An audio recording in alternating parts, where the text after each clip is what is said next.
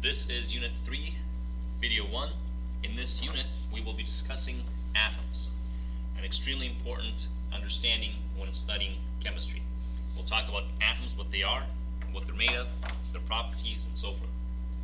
So, a logical first question is, what is an atom? To help you understand that or answer that, let's think of a big piece of metal, like this. This is the metal magnesium. And think of taking this big piece of metal and breaking it in half, like has been done here. And then you take one of the halves, and then you break it in half again. You take that half, and you break it in half again. And you keep doing this. And the question is, can you keep breaking it in half forever? And the answer is no. You will get to a certain point. If you keep doing this, keep breaking it, keep breaking it, keep breaking it, you'll get to a certain point where you can no longer break it in half. And that point, you'll get to the point of little tiny particles called atoms. In fact, the word atom means indivisible. And that's why it's defined like this. So now, let's go ahead and talk about the history of how this came about.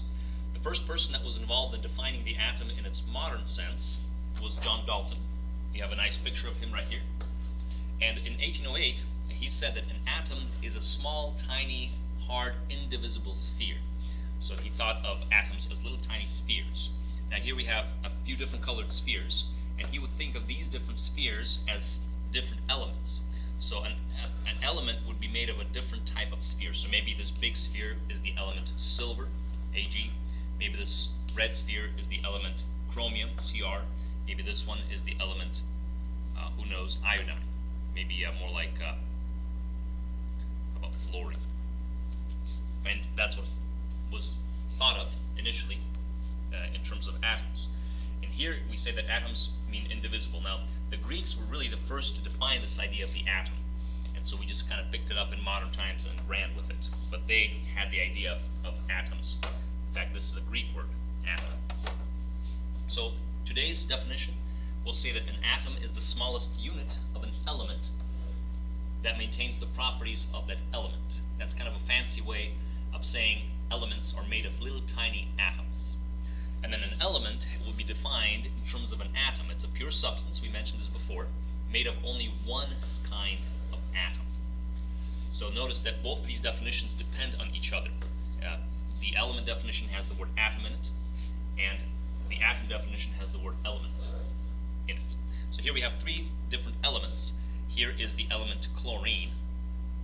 And if you take a look at the sample of chlorine, you will see only one type of atom in here. You'll only see the chlorine atom. Now, it wouldn't really have a color, even though chlorine has a greenish color, but it will be some sort of atom. If you do the same thing with bromine, this is the element Br, element 53, or rather 35, element 35, Br.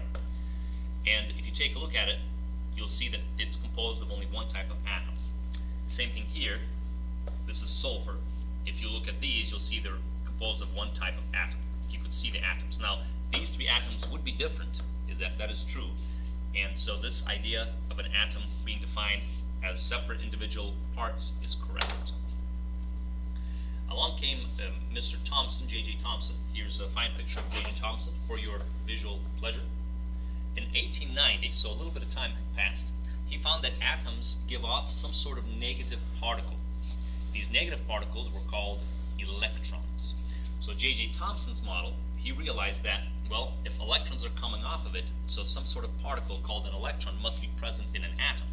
And here, because it's negative, we represent that with these spheres. Now he thought that the negative particles must exist within a positive soup or a positive medium, because overall an atom was known to be neutral. So when you remove the negatives, you remain positive, and that's because there's a positive charge. So he thought of this positive charge as making up kind of the background of the atom. An example is a watermelon. So the red flesh of the watermelon would be the positive charge, and then the little seeds would be the electrons.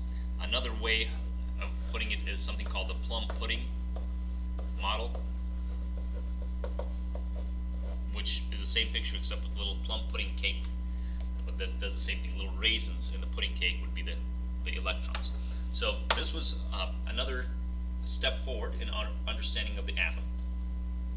And then Mr. Rutherford, Ernest Rutherford, once we made it to the 1900s, he found that protons exist in a very tiny and dense nucleus. Now, what we have here then is the modern version of the atom.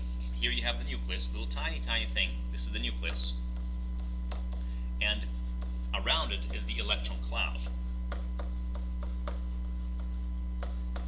And the nucleus contains positive protons. The protons aren't spread out everywhere. It actually is contained in the nucleus. So he did this with something called a gold foil experiment. And the way he did this is he shot some alpha particles. Now, alpha particles are actually positive particles. They're helium nuclei, but they are positive particles, and he shot it or them at a gold foil. Now, this gold foil was very dense. Gold is very dense, one of the most dense metals out there. And so he expected for the particles to hit a bunch of protons and bounce back based on the previous model, based on J.J. Thomson's model. So all of them should have bounced back, but it turns out that only a few bounced back. Only a few particles bounced back. Most of them actually went right through.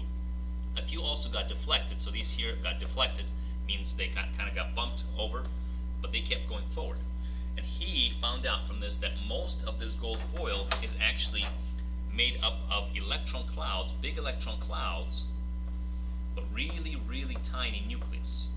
So the nucleus was extremely tiny. That's why most of the rays passed through it. Because these are positive rays, they would not be stopped by the negative electron cloud.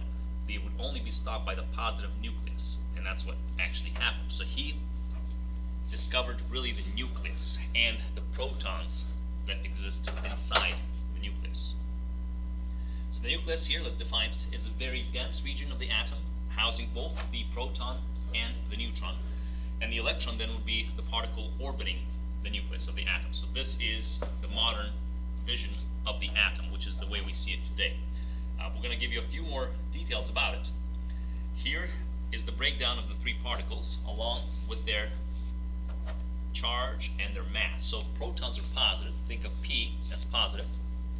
And then the neutron, just like it sounds, is neutral. So a neutron has a zero charge. That's because it's neutral. And then the electron is negative. Very important to understand electrons are negative. Now here we have the what's called the relative mass. Relative mass means if you compare the three against each other, the proton and the neutron will be about the same, whereas the electron will be extremely tiny and really insignificant.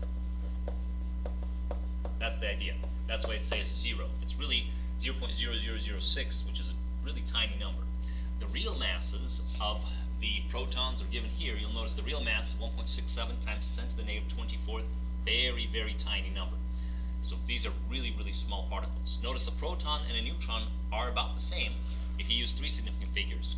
Turns out a neutron is slightly heavier if you keep going out further out. And an electron is about 4 orders of magnitude smaller, which is why this number is 4 orders of magnitude smaller.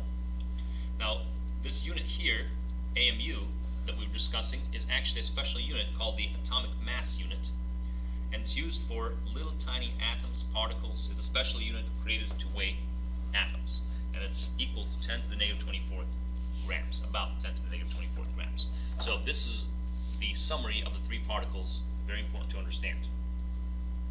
And we'll finish up with Mr. Niels Bohr, which actually gave us the final vision of what an atom would look like. Not the final one, but the most correct version. There is one more version after this that modifies Niels Bohr's view. But Mr. Niels Bohr was a prominent physicist in Europe, and he said that electrons exist in orbits, just like planets orbit the sun, and they orbit the nucleus. Electrons would orbit the nucleus. So here, you'll see these are the electrons.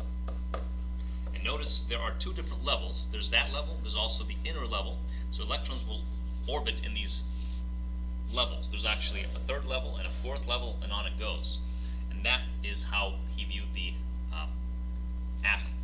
Now here it says, though technically incorrect, and we'll see why. There's actually a better model that modifies this. This is actually very useful, and this is what we'll think of in this class from now on as being an atom.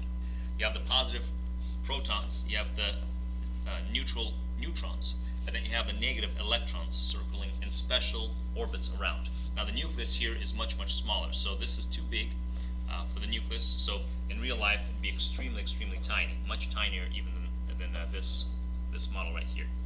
So this completes for us the first video. Hopefully it makes sense how the development of the atom got to us.